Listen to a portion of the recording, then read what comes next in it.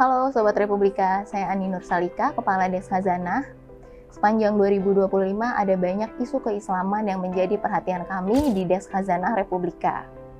Bukan cuma ramai dibicarakan, tapi isu ini juga berdampak langsung ke umat. Kalau harus dirangkum, 2025 adalah tahun penuh perubahan, juga bukan tahun yang mudah. Inilah Kaleidoskop Khazanah 2025.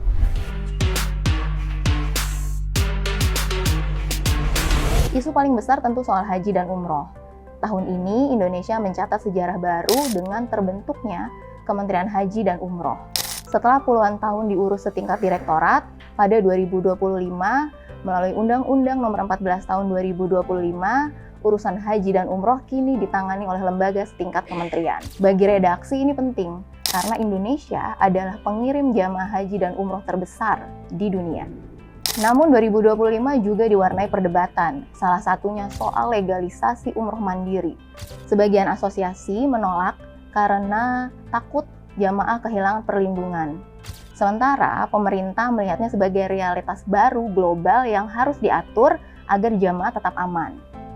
Isu lain yang tidak kalah penting soal penyamarataan antrean haji menjadi 26 tahun. Kebijakan ini menuai pro dan kontra. Ada yang merasa adil, sebagian juga merasa terbantu dengan kebijakan ini. Pro kontra ini menunjukkan bahwa haji adalah urusan yang sangat dekat dengan umat. Tahun 2025 juga bukan masa yang mudah bagi Nahdliyin. Polemik internal di tubuh PBNU mencuat dan berkembang cepat. Isu pemakzulan Ketua Umum PBNU memunculkan ketegangan di tingkat elit. Hal ini melahirkan kubu, bahkan mereka saling klaim keabsahan. Upaya islah berkali-kali dilakukan oleh para kiai sepuh, mulai dari Tebu Ireng, Lirboyo, hingga Peloso. Bahkan isu ini sempat menjadi isu internasional. Bagi redaksi, ini bukan sekadar konflik organisasi, melainkan ujian kedewasaan bagi jamiah terbesar di Indonesia. Menjelang akhir tahun, pintu rekonsiliasi mulai terbuka dengan adanya kesepakatan islah dan rencana untuk menggelar muktamar ke-35 bersama. Tahun ini umat Islam Indonesia juga merasakan kehilangan yang sangat besar dengan wafatnya Ustadz Muhammad Jazir ASP.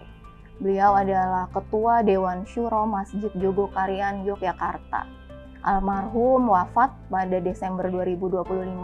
Beliau dikenal sebagai sosok dai yang inovatif, yang giat memakmurkan masjid, bukan hanya sebagai tempat ibadah, tapi juga sebagai tempat peradaban umat. Dari gagasan TK, Al-Quran, hingga lahirnya metode Iqra, warisan dakwah Ustadz Jazir merupakan warisan yang jauh melampaui zamannya dan dinikmati oleh jutaan umat Islam.